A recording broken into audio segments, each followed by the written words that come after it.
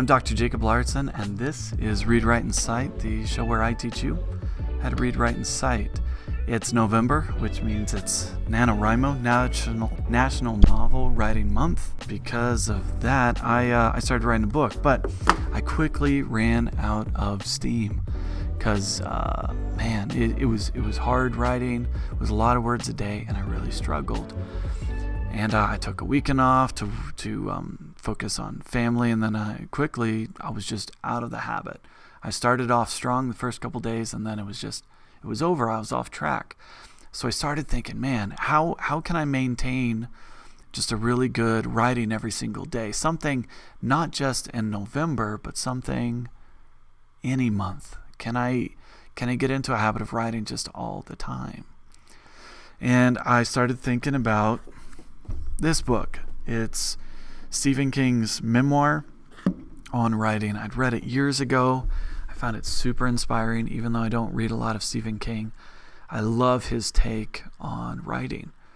And among other things, the book is broken up into two parts. The first part is kind of like the memoir. The second part is kind of like lessons, the things that he encourages writers to do. And the first thing he says is, read a lot, write a lot. That's it.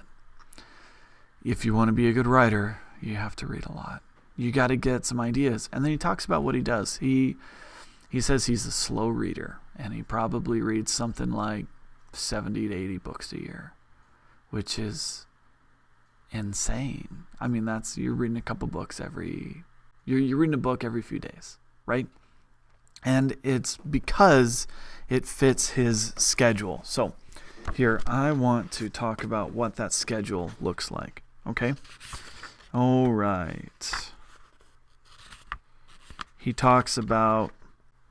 Okay. This is bottom page 152 in this edition of the book. It might be different for yours, but it's in the middle of the second section of the book, the part on writing, and it's the second section in that section, whatever that means. Okay. My own schedule is pretty clear-cut. Mornings belong to whatever's new. The current composition. Whatever book he's working on, that's what he does in the morning.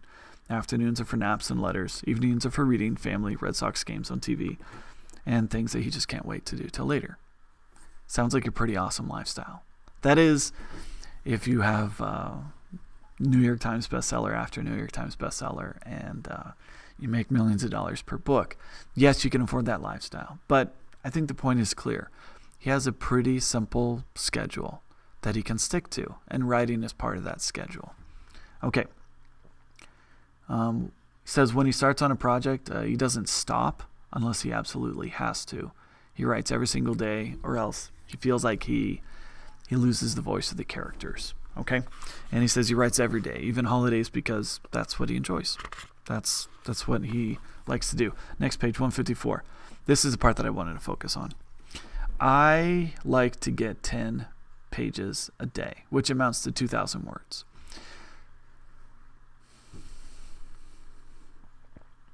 That's a lot. That's even more than what NaNoWriMo expects. NaNoWriMo is 50,000 words in a month. National Novel Writing Month, 50,000 words in a month. And that's 1,666 words a day to meet that mark in the 30 days of November. He does a little bit more. Again, it's his full-time job. He's not doing it on top of work or something else, but that's what he does. But he continues. That's 180,000 words over a 3-month span. And he says he likes for a book to be finished within a 3-month period, within the course of a season, he says, so that he's not spending too much time on it. And you notice he's got several books coming out a year because he sticks to this schedule. Okay. Some days those 10 pages come easily. I'm up and out and doing errands by 11:30 in the morning, perky as a rat in liverwurst. More frequently, as I grow older, I found myself eating lunch at my desk and finishing the day's work around 1:30 in the afternoon. So he writes, takes a break, goes back and finishes so he can meet his 10 pages, his 2,000 words. Sometimes when the words come hard, I'm still fiddling around at tea time. Either way is fine with me, but only under dire circumstances do I allow myself to shut down before I get my 2,000 words. And he goes on, he gives a lot of other good advice. What's his teach me? He has set a schedule that he's followed for decades that works for him. But he still has time to live a normal life. And I was starting to sacrifice my life to write. Now, that's something that might be super important to you. That might be valuable. That might be necessary. And there'd be many who would argue that it's worth the hustle, worth the time to work. But it was starting to become a job and not something I enjoyed, even after just a few days. And so I sat back. I'm like, I still want to write these books, but I want to do it on my own terms. I want to write when I'm feeling it. And so what I think I want to do, instead of the word count requirement that Stephen King has or that NaNoWriMo suggests, I think I just want to schedule an hour a day to write. And if it's good words, great. If it's not, well, then I'll do better the next day. But I want to make it a habit of writing every single day, something I can maintain over months and years, not just something that burns me out in the matter of days because I'm pushing too hard. And I think that's the mistake I've made and many people make with NaNoWriMo. It's a cool challenge. It's important. It forces people, it gives people justification to kind of put life on hold for a month.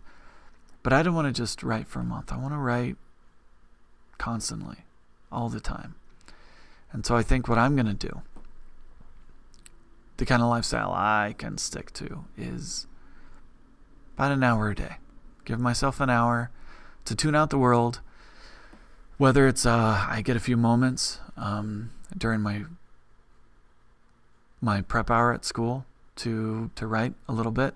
And I mean, sometimes it's, it's work-related writing anyway. And sometimes maybe it'll be at night after I've gotten home from class and kids are in bed and I can just focus. I could sit down, put on my headphones, listen to music, and just get to work. So, give yourself the ability to choose to prioritize writing on terms that you're okay with. Something that's sustainable. Something that's not just going to burn you out and make you hate the process. Because if you're hating the process, you're creating tension between you and your words, and it's not going to come out well. You might get it done. Writing is work. It takes effort. But if you're writing a novel, if you're writing for yourself, it's something you can do on your own terms. And that's what I'm choosing to do. I want to write on my own terms. And here we go. Thanks for watching. Thanks for listening. I am Dr. Jacob Lauritzen. This has been Read, Write, and Cite. If you like this sort of content, please subscribe to my channel. And you can always go to my website. I post articles and content you can download out there. Things like what I make in these videos. So again, drlauritzen.com, drlauritzen.com. Thanks for watching this video. Thanks for checking out this site. I'll see you in the next video. Bye.